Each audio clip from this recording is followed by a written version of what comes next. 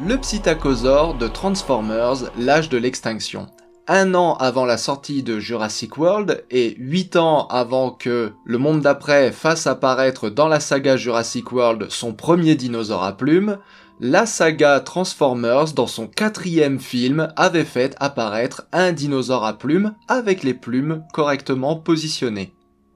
Il s'agit de Psittacosaurus, un petit dinosaure de la famille des cératopsiens qui vivait au Crétacé en Mongolie et dont les plumes sont représentées simples et filamenteuses et positionnées à la base de la queue, exactement comme c'est le cas sur le fossile.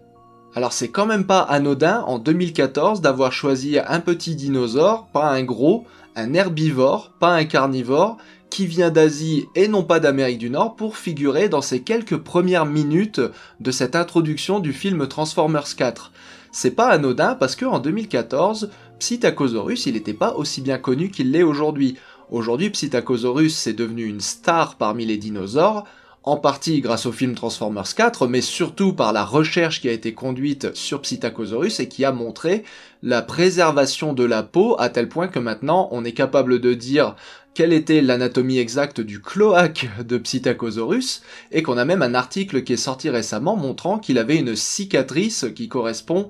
à son cordon ombilical, j'utilise des guillemets évidemment, on ne parle pas de cordon ombilical pour les animaux qui naissent dans un œuf, mais qui a la cicatrice qui correspond à la connexion avec l'œuf. Donc Psittacosaurus c'est un dinosaure qui maintenant est devenu célèbre, mais en 2014 il n'était pas aussi célèbre qu'il l'est aujourd'hui. Donc c'est un choix plutôt osé d'avoir fait figurer Psittacosaurus dans cette introduction du 4e épisode de la saga Transformers, mais c'est un choix encore plus osé de l'avoir représenté anatomiquement juste, anatomiquement correct, au moins sur la position des plumes, ce que ne fera pas la saga Jurassic World avant Jurassic World 3.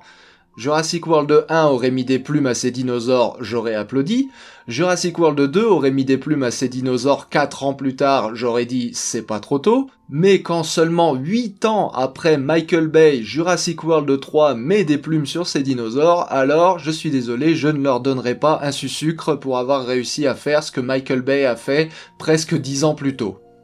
Alors non, la saga Jurassic World n'est pas une série de documentaires, mais pas plus que ne l'est la saga Transformers, et contrairement à la saga Jurassic World, Transformers n'avait pas un paléontologue comme conseiller scientifique. Donc la saga Transformers n'a jamais eu comme argument de vente la justesse de ces dinosaures.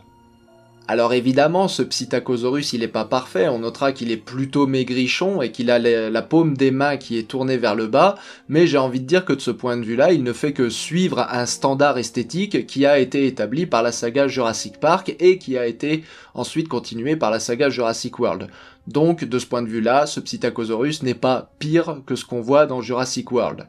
Et évidemment, il y a le poisson. Ah, ce fameux poisson que Psittacosaurus est en train de manger, alors que Psittacosaurus, en tant qu'ornithischien, était un herbivore, comme je l'ai dit. Alors voir un ornithischien piscivore à l'écran pourrait être considéré comme une sacrée entorse au réalisme de notre Psittacosaurus, et pourtant, en 2016, donc seulement 2 ans après la sortie de Transformers 4, eh bien, on va découvrir que Liaoningosaurus, un autre ornithischien d'Asie, un ankylosaure, était en réalité piscivore. Liaoningosaurus a été découvert avec des restes de poissons dans son estomac, démontrant que les ornithischiens pouvaient faire des entorses à leur régime alimentaire strictement herbivore, et de temps en temps se nourrir de poissons. Du reste, les entorses à un régime strictement herbivore ne sont pas peu communes chez les herbivores modernes que sont les ruminants par exemple.